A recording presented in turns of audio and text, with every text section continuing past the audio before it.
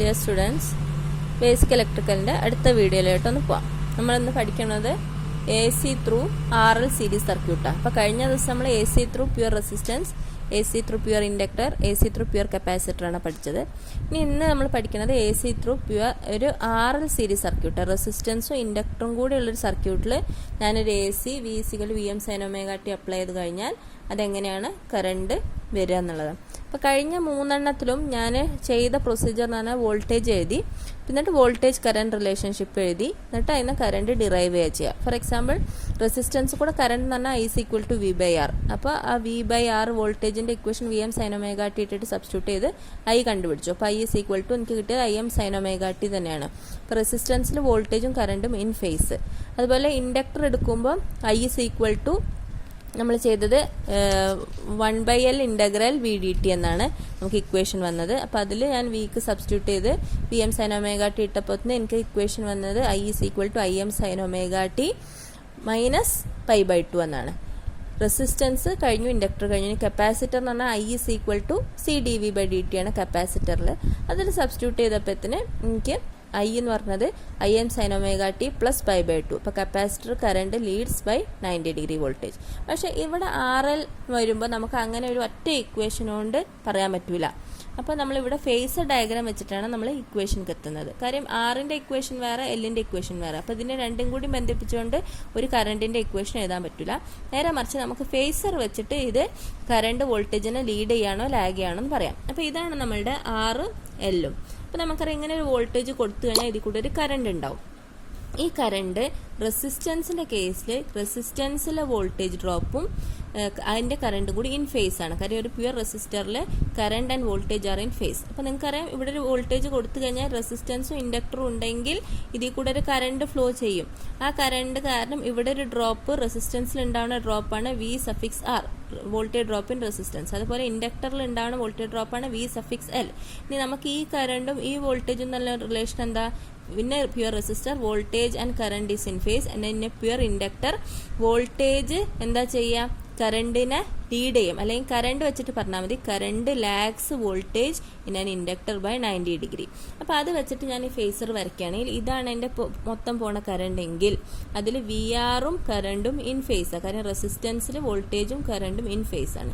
ഇൻഡക്ടറിൻ്റെ കേസിൽ എടുക്കുകയാണെങ്കിൽ കറണ്ട് വോൾട്ടേജിന് 90 ഡിഗ്രി ലാഗ് ചെയ്യണം. അപ്പോൾ ഇങ്ങനെ തിരിയണ സാധനമാണെങ്കിൽ മുന്നിലിപ്പോൾ നിൽക്കുന്നത് വോൾട്ടേജും കറണ്ട് ലാഗ് ചെയ്യണം. അപ്പോൾ current lags voltage by 90 degree. അപ്പോൾ മൊത്തം വോൾട്ടേജ് വി എന്ന് പറഞ്ഞാൽ sum of V R and V L ആണ്. ഫേസർ സം കേട്ടോ, phasor sum of V R and V L ആണ് വി. അപ്പോൾ അത് വി ആറിൻ്റെയും വി എല്ലിൻ്റെയും സമ്മ് വി. അപ്പോൾ ഇപ്പം എനിക്ക് വി ഇങ്ങനെ കിട്ടി, കറണ്ട് ഐ ഇങ്ങനെ കിട്ടി. അതിൻ്റെ അർത്ഥം എന്താണ്? കറണ്ട് വോൾട്ടേജിന് lags by an angle phi. So എന്നെ പ്യുവർ അല്ല, ഇന്നെ R L circuit, R L series circuit current. കാര്യം ഈ ഫേസർ എന്ന് പറഞ്ഞ സാധനം എങ്ങനെയാണ് തിരിയണത്? ഇത് ഇങ്ങനെയാണ്, അത് ഇങ്ങനെയാണ് തിരിയണത്. അപ്പോൾ വോൾട്ടേജ് ഒരു 5 ആംഗിൾ മുന്നിലാണ്, അല്ലെങ്കിൽ കറണ്ട് 5 ആംഗിൾ ബാക്കിലാണ്. നമുക്ക് എപ്പോഴും കറണ്ട് വെച്ച് പറയാം. So in a R L series circuit current lags voltage by an angle 5. അപ്പോൾ നമ്മൾ ഇക്വേഷൻ എന്താ വരിക? V is equal to V M sine omega T ആണെങ്കിൽ I is equal to I M sine omega T minus 5. So in a R L series circuit current lags voltage by an angle 5 എന്നുള്ളതാണ് equation. പിന്നെ ഇവിടെ നമുക്കറിയാം നമ്മളുടെ ഇതാണ് നമ്മൾ 3 triangle പറഞ്ഞിട്ടുണ്ട്. ഇവിടെ വോൾട്ടേജ് ട്രയാങ്കിൾ, ഇവിടെ എന്ന് പറഞ്ഞാൽ വോൾട്ടേജ് ട്രയാങ്കിൾ വേറെ രീതിയിൽ നമ്മൾ എഴുതിയിട്ടുണ്ട്. ആ വോൾട്ടേജ് ട്രയാങ്കിൾ ഇമ്പിഡൻസ് ട്രയാങ്കിൾ എങ്ങനെ കണ്ടുപിടിക്കും എന്നാണ്. അപ്പോൾ നോക്കിയാൽ ഇവിടെ V R V L V ആണല്ലോ വോൾട്ടേജ്. വി ആർ എന്ന് പറഞ്ഞാൽ എന്താ? I into R. V L എന്ന് പറഞ്ഞാൽ ഐ ഇൻറ്റു എക്സ് എൽ. എല്ലിൻ്റെ ഇമ്പിഡൻസ് എന്ന് പറയുന്നത് റിയാക്റ്റൻസ് ആണ് എക്സ് എൽ. അതായത് എക്സ് എൽ എന്ന് പറഞ്ഞാൽ ഒമേഗ എൽ അല്ലെങ്കിൽ 2πfl. ആറിൻ്റെ ഇമ്പിഡൻസ് എന്നാൽ റെസിസ്റ്റൻസ് തന്നെ, എല്ലിൻ്റെ ഇമ്പിഡൻസ് എന്നാൽ റിയാക്റ്റൻസ് എക്സ് എൽ. ഇതാണ് വി എന്ന് പറഞ്ഞാൽ ടോട്ടൽ ഐ ഇൻറ്റു സെഡ്. കാര്യം നമുക്കറിയാം total voltage by total current പറഞ്ഞാൽ ഇമ്പിഡൻസ് ആണ്, ഇമ്പിഡൻസ് സെഡ്. അപ്പോൾ നമുക്ക് ചുരുക്കി പറഞ്ഞാൽ ഈ ഐ എല്ലാത്തൊന്നും വെട്ടിക്കഴിഞ്ഞാൽ എനിക്ക് എന്ത് കിട്ടും?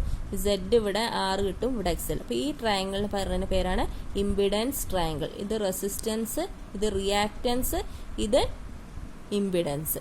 റിയാക്റ്റൻസ് എന്ത് റിയാക്റ്റൻസ്? ഇൻഡക്റ്റീവ് റിയാക്റ്റൻസ് എക്സൽ, വേറെ X L is equal to omega L is equal to 2πfl. കാര്യം ഇവിടെ റെസിസ്റ്റൻസും ഇൻഡക്ടറും ആണ് രണ്ട് കമ്പോണന്റ്. അപ്പോൾ ഇതാണ് നമ്മളുടെ ഇമ്പിഡൻസ് ട്രയാങ്കിൾ. അപ്പോൾ ഞാൻ ഇവിടെ ഒന്നുകൂടി എഴുതിയിട്ടുണ്ട്. അപ്പോൾ V is equal to V R plus J V L, അല്ലെങ്കിൽ വി എന്ന് പറഞ്ഞാൽ root of V R square plus V L square. അതാണല്ലോ ഇവിടെ കണ്ടോ, V is equal to V R square plus V L square.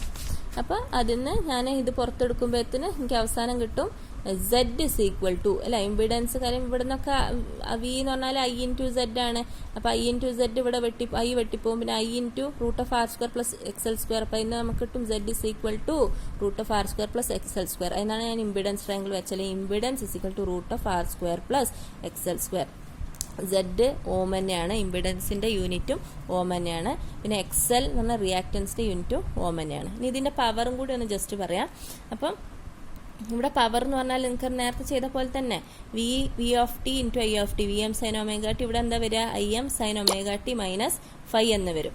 ഇനിയിപ്പോൾ ഇവിടെ കുറച്ച് വ്യത്യാസമുണ്ട്. കാര്യം ഇവിടെ നമുക്ക് സൈനിന്റെ രണ്ട് ടേംസ് ആണ്, സൈൻ എ സൈൻ ബി എന്നുള്ള പോലെയാണ് നമുക്ക് വരുന്നത്. അപ്പം നമുക്കറിയാം 2 സൈൻ എ സൈൻ ബി, നമ്മുടെ ജസ്റ്റ് നോട്ട് ചെയ്ത് വെച്ചിട്ടുണ്ടല്ലോ, ഇവിടെ ഞാൻ എഴുതിത്തരാം. 2 സൈൻ എ സൈൻ ബി എന്ന് പറഞ്ഞാൽ cos A minus B minus cos A plus B.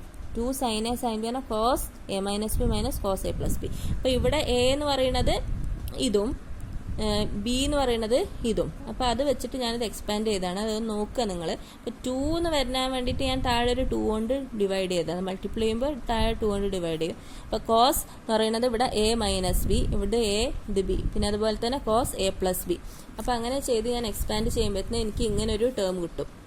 ഇങ്ങനെ ഒരു ടേം കിട്ടുമ്പോഴത്തേന് നമുക്ക് ഇതിൽ നമ്മൾ നോക്കേണ്ടത് ഇൻസ്റ്റന്റേനിയസ് പവർ 2 ടേം ഉണ്ട്. ഫസ്റ്റ് ടേം എന്ന് പറഞ്ഞാൽ കോസ് ഫൈൻ്റെ ഒരു ടേമും, അടുത്ത ടേം എന്ന് പറഞ്ഞാൽ V M I M by 2 cos 2 omega T minus 5. ഇത് എന്ന് പറയുന്നത് എന്താണ്, ഇതെന്ന് പറയുന്നത് ഒരു കോൺസ്റ്റന്റ് ആണ്. കോസ് 5 കോസ് 30 5 അല്ലെങ്കിൽ 60 എന്നൊക്കെ പറയുമ്പോൾ ഇതൊരു കോൺസ്റ്റന്റ് ആണ്. 5 വേരി ചെയ്തുകൊണ്ടിരിക്കുന്ന സാധനമല്ല, തീറ്റയാണ് വേരി ആണ്. 5 എന്ന് പറഞ്ഞാൽ angle between voltage and current, അതൊരു കോൺസ്റ്റന്റ് വാല്യൂ ആണ്. പക്ഷേ ഈ സാധനം എന്ന് പറഞ്ഞാൽ it is fluctuating term, second term. അപ്പോൾ ആ സെക്കൻഡ് ടേം നമ്മൾ ഇന്റഗ്രേറ്റ് ചെയ്യുമ്പോൾ എന്തായി പോകും, സെക്കൻഡ് ടേം 0 ആയി പോകും. അപ്പോൾ ആവറേജ് പവർ എന്ന് പറയുന്നത് ആകെ ഈ ടേമേ ഉണ്ടാവുള്ളൂ. 1/2π integral 0 to 2π V M I M by 2 cos 5 D omega T. ഇതിലെന്ന് പറഞ്ഞാൽ നിങ്ങൾക്കറിയാം ഈ കോൺസ്റ്റന്റ് എന്ന് പറയുന്ന എത്രയും സാധനങ്ങളാണ്, ഈ V M I M 2 cos 5 എന്നൊക്കെ പറയുന്നത് കോൺസ്റ്റന്റ്. അപ്പോൾ അതൊക്കെ നമുക്ക് പുറത്തേക്ക് എടുക്കാൻ പറ്റും. പിന്നെ ആകെ വരെ നമുക്കിവിടെ ഈ തീറ്റ പറഞ്ഞ സാധനമാണ്. അതിന് 2π ഇടുമ്പോൾ ആ 2πയും ഈ 2πയും കൂടി വെട്ടിപ്പോയി കഴിഞ്ഞാൽ അവസാനം നമുക്ക് V M I M by 2 into cos 5 വരും. അല്ലെങ്കിൽ ഇത് ഇത്രയും V R M S V M by root 2 I M by root 2. So it is V R M S into I R M S into cos 5. ഇതാണ് ശരിക്ക് ശ്രദ്ധിച്ച് കേട്ടോ. V M I M അല്ല V R M S I R M S cos 5 is the power in A single phase A C circuit. അതിനിപ്പോൾ ഏത് power തന്നെയാണെങ്കിലും it is V I cos 5. Okay, അത് A സിന്റെ single phase A സിന്റെ power എന്ന് പറഞ്ഞാൽ it is V I cos 5. And ആ പവറിന്റെ ശരിക്കുള്ള പേര് എന്ന് പറയുന്നത് നമ്മൾ 3 പവർ പഠിക്കും. അതാണ് നമ്മൾ അടുത്ത video. Active power, reactive power and apparent power. ഈ പറഞ്ഞ പവറിന്റെ പേരാണ് ആക്റ്റീവ് പവർ, അല്ലെങ്കിൽ അതിന്റെ വേറെ പേര് റിയൽ പവർ എന്നാണ്. അപ്പോൾ ആക്റ്റീവ് പവർ എന്ന് പറഞ്ഞാൽ പി, ക്യാപിറ്റൽ പി എന്ന് പറഞ്ഞാൽ വാട്ട്സിൽ പറയുന്ന പവറാണ് വി ഐ കോസ് 5. ഇനി നോക്കിയേ, റെസിസ്റ്റീവ് സർക്യൂട്ട് വെറും റെസിസ്റ്റൻസ് ആണെങ്കിൽ എന്താ, angle between voltage and current എന്ന് പറഞ്ഞാൽ 1 അല്ലേ. അതുകൊണ്ടാണ് നമുക്ക് ഉത്തരം V R M S I R M S കിട്ടിയിരുന്നത്. പ്യുവർ റെസിസ്റ്റീവ് സർക്യൂട്ടിലെ ആവറേജ് പവർ എന്ന് പറഞ്ഞാൽ V R M S I R M S കിട്ടിയിരുന്നത്. ഇനി ഒന്നും കൂടിയും പറയാം, 5 for a pure inductive circuit എന്ന് പറഞ്ഞാൽ angle between voltage and current 90 അല്ലേ. അപ്പോൾ കോസ് 90 0 ആയി. അതാണ് പ്യുവർ ആവറേജ് പവറിന്റെ പ്യുവർ ഇൻഡക്റ്റീവ് സർക്യൂട്ട് 0. അതുപോലെ പ്യുവർ കപ്പാസിറ്റീവ് സർക്യൂട്ടിലും വോൾട്ടേജും കറണ്ടും തമ്മിലുള്ള ആംഗിൾ 0 ആണ്, 90 ആണ്. അപ്പോൾ ഇവിടെ കോസ് 90 അഗെയിൻ 0 ആയി. അപ്പം അതുകൊണ്ട് നമുക്ക് ഇതാണ് ജനറൽ എക്സ്പ്രഷൻ, മറക്കണ്ട. Average power P is equal to V R M S I R M S cos 5. ഓരോ കണ്ടീഷൻ അനുസരിച്ച് ഇതിന്റെ 5ന്റെ വാല്യൂ ഇട്ട് കൊടുക്കുമ്പോൾ നമുക്ക് ആവറേജ് പവർ കിട്ടും. ഓക്കെ.